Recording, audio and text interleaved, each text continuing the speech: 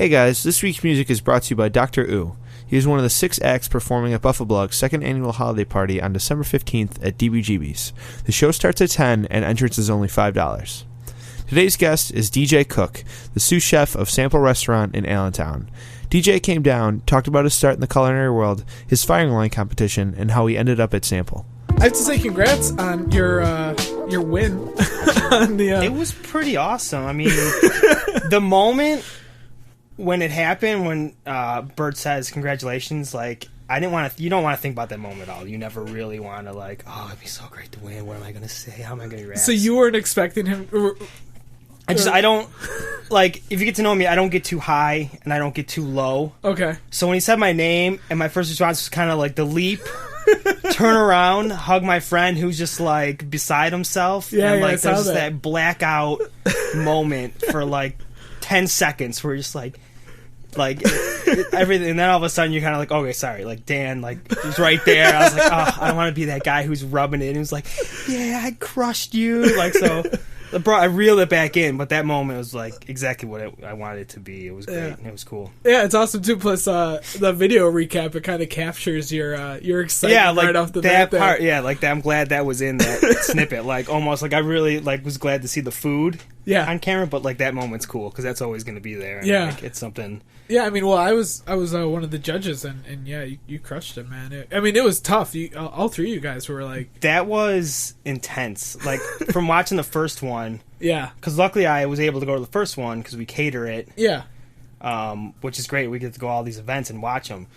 And the food was great in the first one, but it was just really great food. Like, Teddy's dish was amazing. Like, It was really great belly, really great scallops, really great carrots.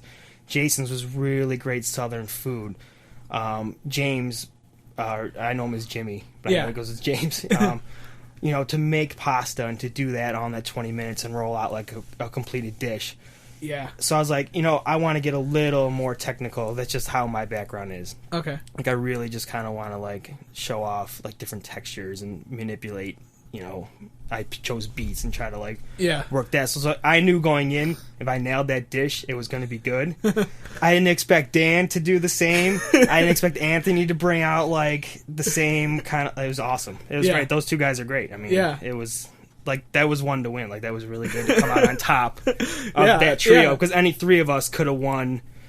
I don't know the scores offhand, but I would think all three of us would have come up on top after the first round. Yeah. And the first. Compared to the other one. Compared to the other scores, I think all three of ours. Yeah, all three of you guys, I think, were in the hundreds. It was really pretty good. Awesome. Like, I didn't know. I never met those guys before. Yeah. Going in, I didn't know much about them. Yeah, I mean, and all three of you guys, like, not only you individually talented, but I mean, you come from places with great executive chefs too. I mean, you have Adam.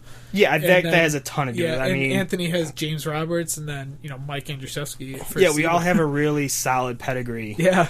I mean, Dan's been at C-Bar for 5 years. If you're going to be anywhere, you might as well work for Mike A for 5 years, like straight out of school. Yeah. And with Anthony being as young as he is, if you're going to be in Buffalo, you might as well work for James and just work like a dog. Him and Brad, just like they do the cool stuff. So that's where you want to do it. It was awesome. So for anyone who isn't familiar, like the whole process is that you premeditated your first dish.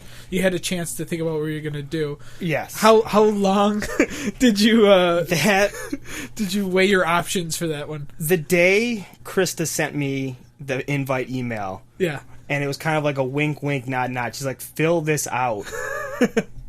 And then, like, kind of like, you're going to get picked. So fill this out. I'm like, okay. And that was 5 weeks prior. And it was just like, from that night. Like, I can remember seeing her at an industry night, the night she sent me the email. And I was like, I'm already working the dish. Like, I already had, and like, just kind of laying out the rough outline of what I wanted to do. And then it was just a matter of working it.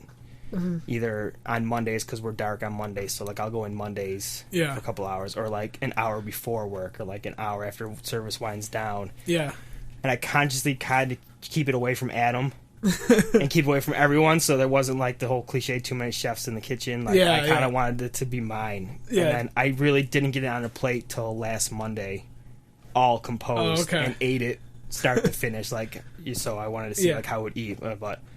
It was a long, like, but did you start timing yourself too, or were you never worried about the 20?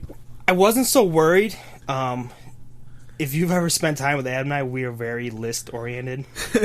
I mean, I had every step written down. Nice. So from the time 20 went, I knew exactly what I was going to do first, second, third, and it was a series. I think it came out to like 14 steps. Jeez. So like I knew at the 10-minute mark if I'm not at step 9, then it might be time. So I was a little rushed, but like I had confidence I could get it all on the plate. That's awesome. And that just comes from the experience of doing the Nickel City competition last spring. Yeah, I was gonna say Adam. you had some. Yeah, I have one under my belt. Really looking forward to this year because we lost last year. Yeah, who'd you guys face last year? Do you remember? What's his face from? I'm sorry, Chris from. Oh, Chris Dagler. Dagler, yeah, Okay, from yeah. Encore. Yeah. That was a high scoring one too. That was close. I think it came down to like 2 points, something like that. And, yeah. But so from taking from that experience like into this. Yeah. I mean, I don't think it gave me a leg up at all, but it helped me prepare better. Yeah. Have you ever like done cooking like competition style like that before? Or? My school, I went to the French Culinary Institute in Manhattan, and that's all it is a series of you cook and your chef instructor critiques. You cook for time, he critiques it every day. Wow. And then there's practicals that were like our exams where you had to like do 4 separate things. Yeah. The mystery baskets every now and again thrown in as a curveball. And it was funny to say, like my first mystery basket was chicken, carrot, and onion. Like that's what they give you, and it's kind of like if you're going to be a chef, you need to figure out how to do this. So I jokingly was like, if I get chicken, carrot, or onion in my mystery basket, I'm just going to quit because lo and behold, 2 out of the chicken 3. in a bag, the whole roasted chicken in a bag, and carrots. I was for about 5 minutes pretty upset, and like, I was really fuming for a good few minutes. So I talked to Teddy at the event, and I asked him about like when he saw his food, like how quick, and he said he like really didn't know what he was doing until like 10 minutes in. He was just kind of doing all the steps. Like, I got him by 10 minutes. It took me 20 to really put it all together. Like, and I guess I can say it now. If you listen to Mike or JJ, they'll tell you. Like, I hadn't worked with kohlrabi before. Yeah. I'm looking at this big. I pull out my peeler. I was like, I can't peel this thing. It's not going to peel. So what am I going to do with this? And I hear Mike saying, oh, yeah, kohlrabi's real good in purees. I'm like, perfect. Cut the skin off, cut it real small, throw it in some milk, and make mashed potatoes. Like, that was the thought. So, but I heard him say that. Yeah. And then I knew I wanted to make pasta. Okay. It's one of my passions.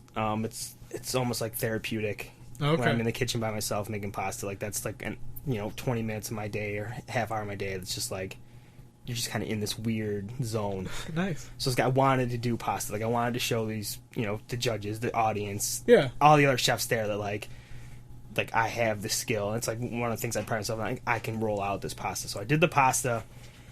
Had the kohlrabi going. I just broke down the chicken. Like, that's immediately you think just break it down. Yeah. Like, I think Dan was doing the same thing. I heard Mike saying, like, watch these guys break down these chickens. It literally took like 30 seconds to get it all broken down. But then I'm just like, now what do I do with it?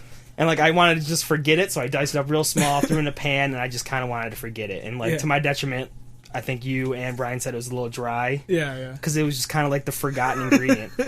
And then, had the kohlrabi going. I knew I wanted to roast the carrots. I had the really good cast iron pan. Yeah.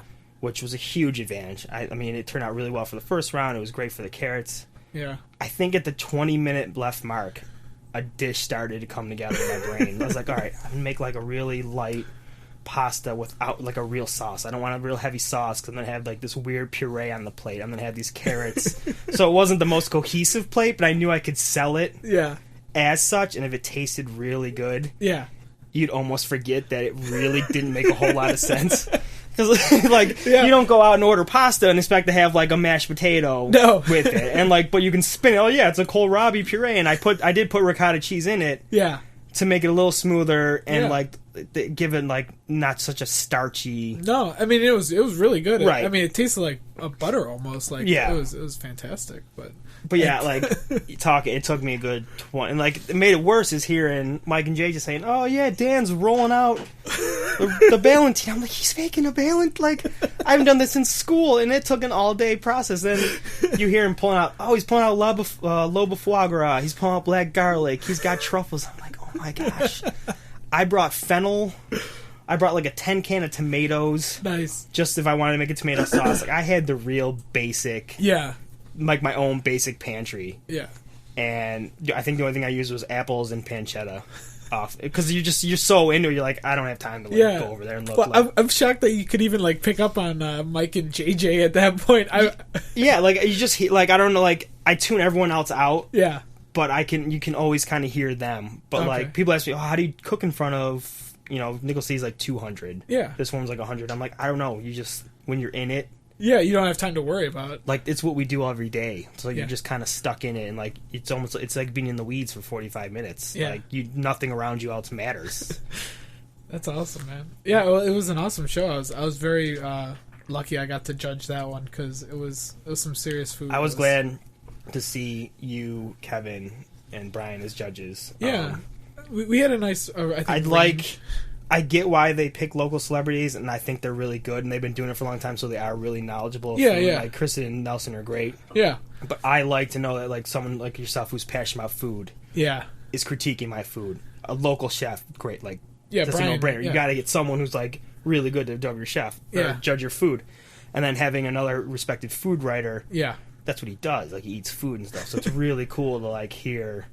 positive, even negative feedback. You just want to hear it. Like you just want somebody to be like, "Oh, I thought that was good," so, but without elaborating. Like, why is it good? Like, I didn't really like that. It's like, did you not like it because you don't like X ingredient, or you don't like it because I burned it or oversalted it? So it's good to hear like a really good positive or negative critique. See, I was like crazy nervous going into because like that's exactly the same thing. Like I was sitting there.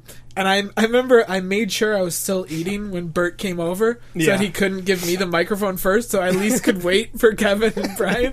So I was like, oh, dude, this is so nerve-wracking. But, I mean, luckily you guys killed it, so it wasn't too hard to say what I liked about it. But. Yeah, like, it's cool to see everyone did well. Yeah. All 6 competitors came out. No one...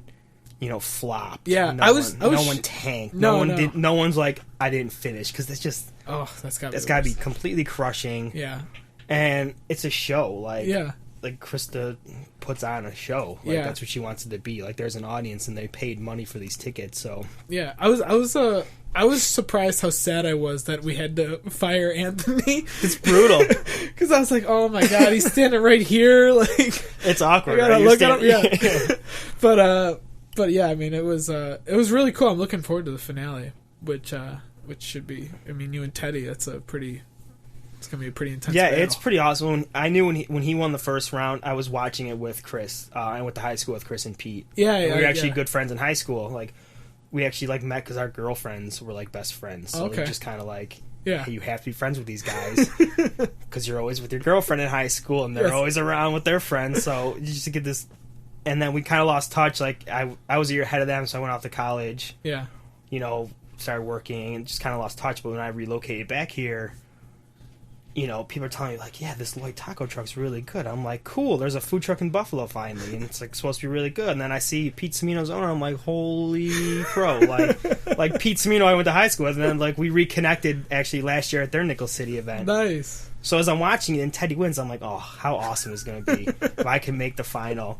Because he's become a friend of mine, like someone I really respect. And, like, it's just really cool. Like, it didn't matter who was going to be. Like, I'm glad to be in the final. But to go up against, a friend and, like, the Lloyd guys are great. Like, it was funny, too, because he was saying to Adam how they were joking about what equipment they're going to use. That's right, because they raided our kitchen. They raided our kitchen. They took our plates. And I was like, you can't use them. Like, those are the plates I have to use. So yeah, it's going to be interesting. But they have enough friends. I mean, I think he went right over to James. Yeah. He's like, hey, I need some stuff. Yeah, which is not a bad source. Right, exactly. If you're going to get stuff, you might as well get it from James. Perhaps it's like his plates probably cost more than the rent at our restaurant. I've seen pictures of his toys. It's pretty ridiculous what he has in there. But yeah, it's going to be an awesome competition. Yeah, I'm looking forward to it. Roughly the same format. Now there's a dessert, which is like the major really? I didn't know that. Nice. The first round is another 45-minute mystery basket. And then the round 2 is a dessert, one ingredient. I think it's only 20 minutes, which does not seem long enough to do anything. No, but... I'm starting to, like, kind of formulate in your head, like, what could happen? Or... Like, what can I do in 20 minutes? Like, what pastry... stuff will I know cold, so nice. That's like the curveball for the finale. Is like, all right, let's try your stuff now. make something sweet. Like, yeah. I'm looking forward to it. I'll be there live tweeting and taking pictures. Oh, yeah. That's cool. Yeah. It's been a really good event. Like, I've been getting texts from friends that I don't normally talk to. And like, oh, my one friend, he's like, oh, I saw you on Buffalo.com. I'm like, what's Buffalo.com? Like, it's not a website I go to. Like, yeah. Like, I have Buffalo Eats, I have Buffalo Rising. Okay. So I check those daily. Yeah. But I never really had Buffalo.com, so I went on, boom, there's a big picture of Teddy, and I'm like, whoa. Sounds like, all right, cool. Like, yeah, it's something you can show off to the family. And yeah, it's something nice to just, like, it's weird to see your picture on the internet like that, but it's cool. Like, it's for a good reason. Oh, yeah. Yeah. It's not up there, like, someone's not just putting your head on, like, a weird body or like, doing something really awkward. Or God forbid, some horrible story or anything. Yeah. So I kind of don't know too much about your background. Like when you were introduced at the event, they talked about going to the French Culinary Institute and working in New York City. But how did you get your start in the kitchen? Like, was it an earlier age? Or? Oh, it was a very long, very detoured process. Like, I didn't grow up. Food wasn't a passion growing up. Okay. It just wasn't. Like, it was just my mom and I. You know, working single mother, but she had dinner ready every day at 5:30. But it was never like a 3-course grand meal. Like, but it was good stuff. Like, it was a meatloaf, steakums, hot dogs and SpaghettiOs, like just real like mac and cheese, like really good stuff that a kid wants to eat. And like I said, every day at 5:30. Like, no matter what she was doing, no matter how busy her day was, there was always dinner at 5:30. Yeah. So it was never a passion. We didn't really go out to eat a lot. McDonald's after like soccer games, like growing up playing soccer, that was like, oh, you did well today, we'll take you to McDonald's. Like, great. And then I went and played soccer at Canisius College. Okay. Like, I did fine enough in high school. I was asked to come play at Canisius. Nice. It was Division 1A. Very not good, but still Division 1A. So I'm like, like that was my focus. At 18, I was like, I just want to play soccer. I don't care about anything else. I'll kind of go to class. 3 years in, just not, like, college just wasn't for me. I just was not, I wasn't doing well at all. Yeah. Like, I was barely going to class. Yeah, that's... Just, like, I wasn't, like, partying because I didn't live on campus. I just wasn't excelling like I'm spending all this money. Yeah. Oh, my God, yeah. Well, and my wife went there, and I can attest to... those. Yeah, like I finally just paid off my last Canisius loan, nice. and this is like 10 years later. Oh, good job. So I left Canisius, and perchance I got a job bussing tables at a TGI Fridays. All right. Out on Main and Transit. Nice. Like, not even, like, I grew up in Kenmore, like, not even anywhere near the house. So but I just fell in love with, like, the restaurant atmosphere. Okay. Not so much the corporate, but, like, just the buzz of it all. Yeah. The hours seem to work out, like... He's like, whoa, I don't have to get up early, work till like 1 a.m., but it just becomes like a routine. And like, I met all these friends, and they're still friends of mine to this day. Yeah. 8 years later, I'm bartending there, and I'm just like, I'm 25. Yeah. Like, I gotta do something. Like, I can't, like, I'm working with like these like 40-year-old bartenders. I'm like, I can't be that 40-year-old guy slinging drinks. Like, it's just no. Because like a lot of people I worked with, they all went off and did things. Like my best friend at Fridays. He's a PA now. Okay. So, like, he's like, I'm going to med school. I'm like, oh, great, I'm still slinging drinks. And see all of your friends go off and do other things. Yeah, because, those jobs are kind of like that transition. It's that's all it is. And, like, it just happened to be an 8-year transition for me. Which, but it was great money. Like, that's the problem. You walk out with so much money in your pocket every night. Yeah. So then, I was like, I really like the restaurant industry. I don't want to be a manager. I was like, I'm going to try to go back of the house. I spent a year at ECC because it's dirt cheap, but it's a great program. Their culinary? Yeah, anyone who wants to be like a young chef, spend a year. It's a 2-year program. I spent a year there. I had really great chefs. 2 guys like Rob Lukasik, I think he's still at Briarwood. Okay. And then John Matwico, who I guess is... His wife works at Park Country Club, and I think he teaches at N-Trip now. But like those 2 guys are just really good chefs, and they were really good instructors, and like I killed it that year. Like it was awesome. I loved it. Yeah. And I was like, I don't want to be in Buffalo. Like, I don't want, if I'm gonna do this, I'm gonna go huge. Yeah, you're going all in.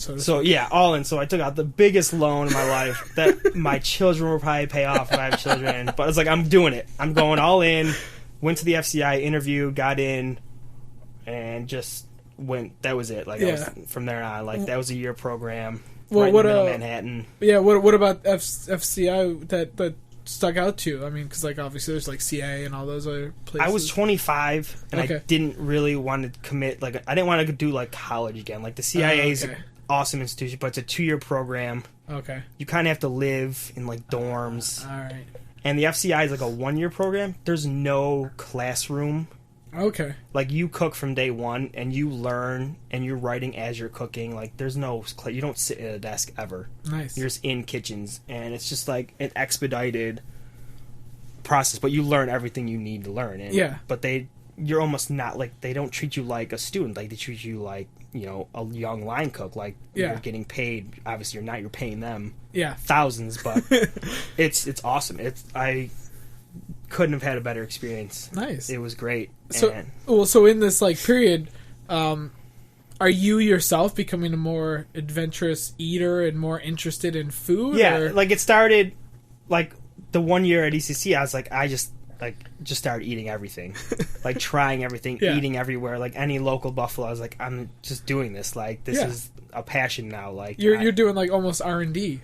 Yeah, it's just like let's get this. Like let's figure this out. Like I wasted so many years. Like I wish I was 18 and would have started this. It would have been awesome. Yeah. But so like I packed it all in a few years. But that's what we're kind of trying to do. Yeah, it's been awesome though. And like when you graduate from the FCI, that on your resume alone opens so many doors because there are so many chefs in New York that went to that program.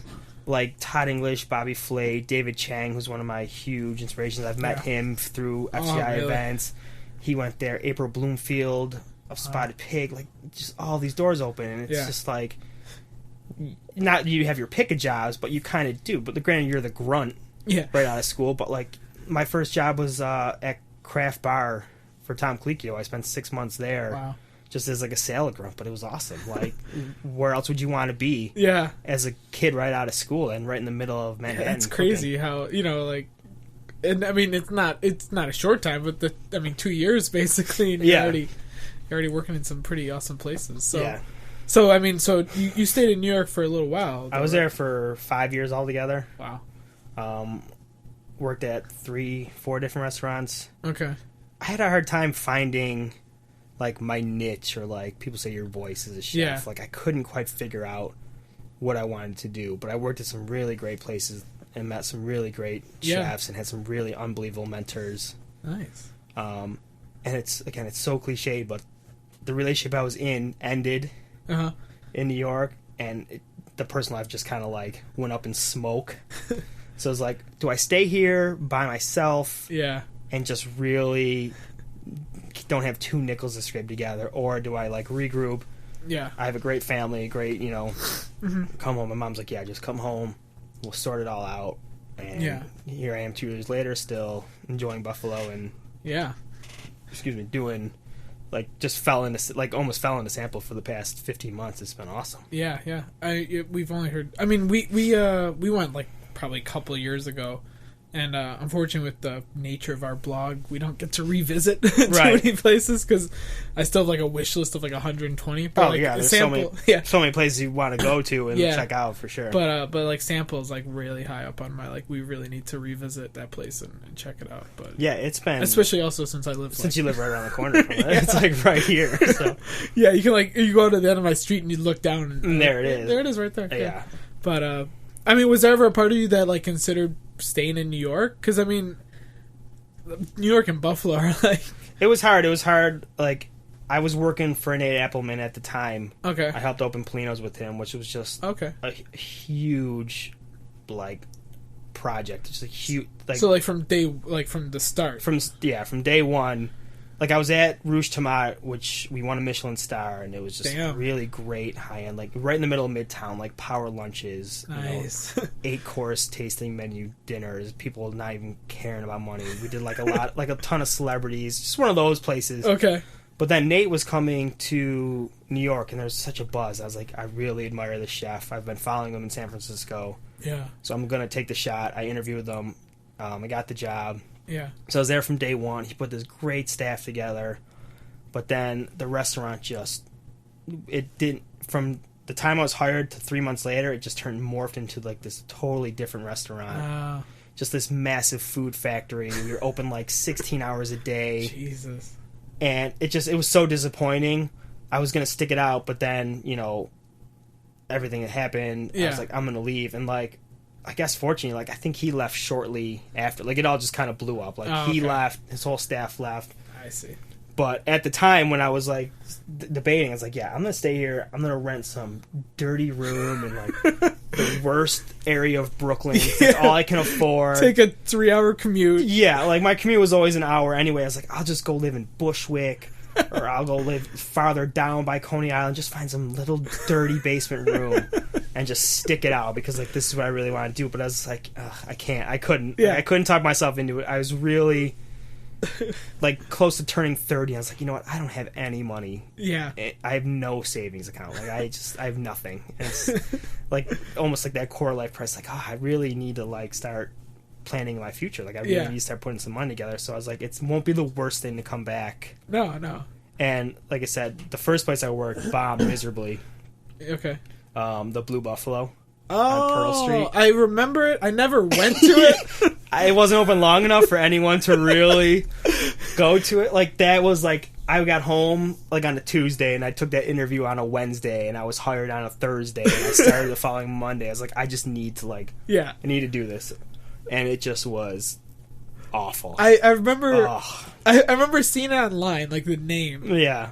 And I was like, oh shit. So I added it to my wish list. I was like, yeah, we got to go there. Cause it was like, wasn't it Cajun-y? Southern Creole, Cajun, which I hadn't done before, so it was a draw, and I was sold a bill of goods. Yeah. And I was like, I want this job. It was a sous chef job. I'm like, I want as much responsibility as you want to give me. Yeah. Like, I don't want to, like, be stagnant. I just want to get back into work. And it just... Yeah. Because I remember I put it on my wish list, and then literally a month later, I was like, it's already closed. It was like 6 months, but from day one... It was just it was a sinking ship. Yeah. And I didn't jump ship. I was like, I'm gonna stick it out. I had a really good group of guys. Yeah. Like there was a group of like 4 of us that were really like it would have been a really good staff to keep together. Yeah. And it just bombed. It just flopped. Like no money. What is the atmosphere? Because I mean, you've worked in kitchens that are successful and busy, and working in that kind of environment. Is there like a weird atmosphere in the kitchen there in that kind of scenario? You try to block it out. You try to just do really good food, and we were doing really good food. Like I kind of just was like running the kitchen with these other 2 like really good guys, Corey and Matt. Okay. And like we were just keeping our heads down and trying to just do really great food. Like but there's just this weird buzz because no one's coming in. Yeah. Management was never there. Improvements that were supposed to be made. The place like unfortunately was just a dump. Yeah. Like there was no money to put into it. Yeah. So like from day one, like I said, they were drowning. Like there was no way they were going to recoup all the money they'd spent, and it got to the point where it's like you kind of have to like hustle for your paycheck, and it's like I don't want to play this game. Like I don't want to have to pin down the owner. Like be like, hey, I haven't been paid in 2 weeks. Yeah. I don't want to be a dick, but I need to get paid. It's awkward. It's a really, really lousy experience. Oh man, it's just terrible. I just I associate to like a football team that's like already like 2-7, and they know they're not making the playoffs. Yeah, over like the Kansas City Royals in baseball every year. Like I don't like how do you go? And it was tough to show up every day. Yeah, and just really like crank out like really like we're gonna prep, we're gonna do really good food, but then you do like 3 tables, so 3 days later, you're just dumping all the prep you did and like doing it all over again. So it just becomes this really awful routine. It's this really stagnant, stale routine. Yeah. So like that closed, but then fortunately, like right when as that was heading down the tubes, job at Sample opened, and I hit it off with Adam from day one. That's a pretty good upgrade. Yeah, and just talking to him, if you know about him, he kind of did the same thing. He came up through the New York. Worked at the Waldorf, crushed it in New York. So like him and I have a really similar approach to how we like do our day-to-day operations. We kind of have the same kitchen movements. It's nice. Kind of eerie how similar it is. Yeah, but it works great. Like it's but nothing but positive, and it's been just a like great think tank of ideas, and like the menu we're running now was just like a really great collaboration. Like I think my addition and like the front of the house staff that's really solid has really risen we got a 9 out of 10 in Buffalo News. Like, that Yeah. was huge. That was huge for us. Like, to get re-reviewed and get a better review and, like, to kind of re-cement Sample as, like, a destination amongst the other really good restaurants in Buffalo was great. Were you guys... So, I talked to, like, Ed Forrester about when he knew that his review was coming out for Mike A's. And he said, like, everyone was, like, ready to, like... They, like, wanted to go to, like, Buffalo News headquarters and, like, get the first... Get it? Yeah. Were you guys, like, pretty... I'm always curious, like, what... I was up really early. You don't... Actually, the only reason we knew, I don't know if everyone knows the date it comes out, because he comes and reviews it during the week. Yeah. And luckily Adam was there, and he knows Andrew pretty well. Yeah, I mean, I think it's hard for Buffalo. Yeah, everyone kind of knows. Like, Janice Oga, when she was doing it, like, everyone knew who she was. And I think everyone knows Andrew. So when he comes in, you kind of know who he is. It's not like New York where, Pete Wells, you have to know all his... pseudonyms? Yeah, you have to, like, that was the job of, like, a hostess of, like, I knew people at Le Bernardin when they had like 10 of the pseudonyms of the reviewer at the time. So like that was a job that had to like check every day. That's crazy. Just because you don't know. Yeah. So he comes in during the week with his wife. They had a great meal. And like later on that week, the photographer comes back. That's when you know it was a real review. Like the photographer comes in, he's like, "Hey, I need to take some pictures of the food." You're like, "Okay, this is happening. This is gonna happen." Yeah. And luckily, he called Adam and gave him a heads up about the review because it was supposed to come out like I think Memorial Day Friday. Okay. And Adam's like, "Please, don't run it holiday weekend because it'll just get lost." Yeah. Like, because no one's really reading the Gusto Friday because they're like packing the car and leaving for the long weekend. Yeah. But yeah, like the morning came out, like I think I was up at like 6 and I grabbed a paper because I really, if it wasn't a 9, I was going to really be disappointed because like we put out a really good meal and like, I really wanted to hit it. Like I didn't want a 7. Yeah. Selfishly, I didn't want 8. I wanted 9. We're not going to get a 10. I don't know if anyone's getting a 10. I think Mike A's. But that's like...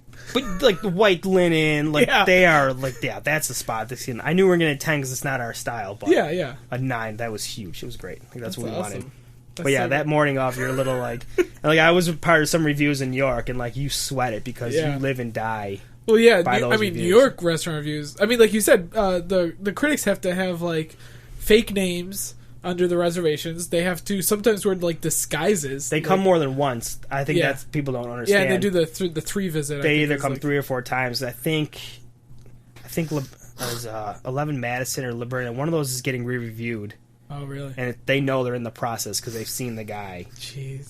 So when you're a 4-star, you want to keep those 4 stars. Oh my god, it's so nerve wracking. Like I said, being in New York, I've been a part of those. And like as soon as the reviewer walks in, unfortunately, all those other tables go away, and like you start pulling out like the best piece of fish, the best, like you're hand picking the garnish, like out of like okay, that's the best piece of arugula. Put it on that plate, because it's huge. And like here, it's great too though because same thing with like firing. Like I didn't realize how many people actually read the Gusto. Yeah, because my name, like Adam, fortunately, like. He mentioned my name in the review. Like, that was great of him. He didn't have to give him my name, but, like, he gave credit to me and our other cook at the time. And I had people calling me, like, hey, congratulations, I read your name in the papers. Like, you read the Gusto? Like, I go right to the review page every Friday, but, like, I would never really go to the Gusto. Go through the entire Gusto? Yeah, I can't, even as somebody who tries to keep a thumb on what's going on in the restaurant scene, I don't think I've picked up a Gusto in quite some time. But it's awesome. It's really great to know that sites like yours and Spree and like people are really into food. Like that was one of my biggest concerns coming back. Yeah. There's such a food culture in other big cities. Yeah. But I found, like, especially being part of Nickel City events, like there's this great small subculture of chefs. Yeah. And food enthusiasts and bloggers and writers that like it's great. Like the industry nights they're unbelievable. Like are you going tonight? I think I'm gonna swing by for a while. Like nice. I kind of forget all about them, but it's a great collection of people, and it's great that this community and that scene exists. Yeah, I mean we've talked to like other chef who've gone away, and like when you left, like you probably had to leave if you really wanted to become what you envisioned. Yeah. But like now with like mentorship programs going on with like James or Steve. Yeah, there's a lot, like there's great chefs. Like if I was a young chef now coming out of ECC, I'd walk right into Mike A's. Yeah. And be like, Ed, give me something to do. Yeah. Like chef, give me, like, I will stage here. Like, that's what you have to do in New York. You're like, I will be a stage here. I will work for free for however long you need. I just want to be in this building. And, like, you know, approach Mike, approach Ed, approach James at Park, all the other, like... Yeah, you know, I mean, Brian at Bacchus, Steve. I know it's a small place, but, like, hey, Steve, can I just, like, spend a couple hours? Can I just like, butcher a pig with you? Yeah, can I do some cool stuff with you? Like, and it's great that, you know, these chefs are here now, and like, they're willing to teach. Like, you talk to James, and, like, that's all he does. That's all he does is food. But, he's like, so passionate about, like, you want that, though. You want, like a true mentor as a young cook in every way. When we had him on the podcast, like, as we're talking, I was, like, getting, like, revved up. I was like, I really need to take this more seriously. He has this energy about him. He starts talking about food, and he starts going so fast. You're just like... But that's what it is. You're so fired up. Like, I want, like, after talking to him last Wednesday, it's like, I want to go cook some more food. Like, let's go back in the kitchen and do this again. Like, because we're talking about what we could have done with those ingredients. I'm like, let's just try that right now. Like, let's go find another chicken and give that a whirl. I know, he should have been like an NFL coach or something in another life. Like, if he doesn't want to cook anymore, he can just be like Tony Robbins and be like a motivational speaker. Yes, just go around from city to city, talk to big, like, arenas. I could actually see that, too. That's the funny part. But yeah, the food scene here now is leaps and bounds where it was 5-6 years ago, and it's great that it's just growing. Yeah. And so when we've talked to these other guys, they always mention how, like, literally food is on their mind, like, constantly. So, like, they go into a kitchen, they go home, and then they're reading more about food. Like, do you have a similar process? Like, are you... When you like, for example, when you were coming up with, like, new menus and things like that, like, are you just constantly thinking about? I usually do. Like, I'm always reading something. Yeah. I read a lot, like, but I don't just read food books. Like, I just always have a Kindle. Okay. My Kindle with me, but that's just, again, coming from New York, riding the subway an hour and a half to and from work every day. You gotta do something, so you just start reading books. But, like, excuse me, I always have, like, one food book in my bag and, like, one non-food book, because I do, like, I'm a huge sports enthusiast. I'm just a sports junkie. Like, I'm a fantasy football nut. Okay. I'm an English Premier League just hooligan. Like, I'm at Mess K every Saturday and Sunday morning. Just like I'm borderline, like, degenerate, because there I am crushing Boddingtons on Sunday mornings at 10 a.m. watching games. But I want to go there so bad, but I don't have a soccer team. And I'm afraid I'm going to be the guy who's like, yeah, I love Barcelona since, like, 2 months ago. It's you don't really need a team as long as you just like watching. But, like, there are, like, I'm a big Man United fan, so there's like a core, like, 6-7 guys that just are always there. Nice. And so, like, my mind's usually on food, especially, like, if I want to do, like, a new special. I'm always kind of like paging through my flavor Bible or culinary artistry. But I also have those other interests, like I said, like, Sundays I'm watching sports. Like, I kind of just turn it off. Like, turn off the food brain. Like, I don't think it holds me back. Like, I don't think it's any to my detriment. But no. I mean, everyone needs to have... like, there's just something. I mean, it keeps me sane. And, like, honestly, all my close friends, they're all, like, they're kind of like food idiots. Like, they're not... You can, like, talk to them about kohlrabi. They're not super passionate. Like, my girlfriend, she's great. And it's the complete irony of all ironies for a chef. She's a vegetarian, so she's really into food, but she's not. Like, she can't really be into my food. But, like, I can't. Like, I won't talk her ear off about food all day long. No. We have other interests. Yeah, and, like, you know, my two best friends, like, they enjoy food, obviously, but, like, they're not. Those guys who are perfectly happy going to Fridays or Chili's or, like. Yeah, and there's just at a certain point you have to realize, like, you just can't. Yeah, like, I have the foodie friends, and, like, we'll talk food. Like, we sit at the bar after work, crushing, you know, a couple beers and talking food. But, like, there's those nights where I just want to get out and just, like, get away. I don't want to discuss, you know, kohlrabi or, like, people ask me, well, what is this? I'm like, I don't want to talk about it today. Can we just, like, let's talk what happened on the news. Let's talk that stupid football play today. Like, that's just how, like, that's how I go. Don't like, turn the TV to Food Network, please. Yeah. Like, I don't obsessively watch the Food Network. Yeah. I am almost... Never. Did you watch any Chopped episodes beforehand, or no?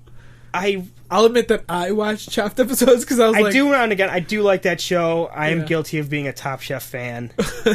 Like, in the past, pleasure. I've known people on the show, which has been great. Oh, that's awesome. But I do watch that, but I can't watch other cooking shows. I don't know what it is. It just drives me nuts. It just drives me crazy. A lot of it seems really staged, and that's kind of what I... Yeah, like, the dirty little secret is Rachel Ray and Giada and those broads, they don't cook anything. They have people... They have, like, PAs and assistants that do all like the manual labor for you, so you're stuff, just dumping it in, but you didn't cut that. You're just dumping that in. Yeah. Or like, or the worst is like Sandra Lee, who like just uses like cans of frosting. Yeah, exactly. And like, so stuff like that just drives me nuts. But like, there are some good food shows, and yeah, I mean, yeah, there's everything. But like I said, like I watch a lot of bad television. Like I just do. Like I'm that guy with the iPad going through Hulu Plus watching all the lousy the reality shows. Not reality, just like give me any like hour drama. I'll give it a whirl. Like it's fine. Yeah, you just, as soon as you're channeling through and like Law and Order's on, like I'll watch it. Like I know when like Sons of Anarchy on, I watch it on Tuesdays. Like it's like my new like guilty pleasure is like that Arrow show on the CW. Like my friend and I are like really kind of like disgustingly into it. Like here we are, like 30-year-old men like discussing a guy in green tights, like watching the CW. But like it's just an escape. It's like that hour just to get away from the day. And, I hear you. But like as I'm watching, I'll usually page through either a Bon Appetit or like the new Lucky Peach or Food Arts. But yeah, like I don't eat, breathe, and live food completely. So I food has turned into my relaxing thing from coming home from my 8 to 5 gig. But even then, I need to turn away from the food and watch something horrible, or Walking Dead and just see zombies or something. Right, something you just kind of turn the brain off for a while. Like I'm pretty good at not bringing work home with me. That's good. It's not too crushing. Like when we have a lot of parties and a lot of big catering, it's always kind of like, all right, I have to go in early, I have to get this done. And like, in New York, it was the worst. Like when you're like the new line cook, you're just like your prep lists are just irrationally long, and like you just like I'm never gonna get all this done. So you spend nights like up awake, like oh my god, I can't believe I have to do all this tomorrow, like all this in the morning. So I've been able to like kind of like leave work at work and not be too stressed out. I'm sure it'll come in time, like if I have my own place or when business picks up. But well, so let's I guess let's wrap it up. I mean, what are your goals for yourself for the future? I mean, I want to run my own kitchen. Yeah. I don't know if I want it to be like all my money and to be my own place. But I just really want to Adam gives me a lot of freedom to run the day-to-day operations of the kitchen. I just like that responsibility. I like still being on the line though. I like being in the kitchen and doing the work. Yeah. And long term, I don't think my future's here. Okay. When I came back, I kind of had like one foot out the door. Yeah. But over the past like year and a half, 2 years, I met someone here. She's great. Yeah. I have a great job. So like I'm not running. No. I'm not running to the bus station now, but I am looking into like a move to Chicago or Toronto is like the number one destination. Toronto's pretty awesome. Yeah. Like this every time I go there, I'm like, I wish I could just move. Yeah, like we go there all the time. Like we were up at Momofuku recently, and it's just like, I want to eat this every day. Like I want to be able to come here again every day, like I did in the city. So like long term, I want to like relocate to another. Like I just like big cities. Like that's just how I'm wired. Same here, man. I love it. I love not having a car.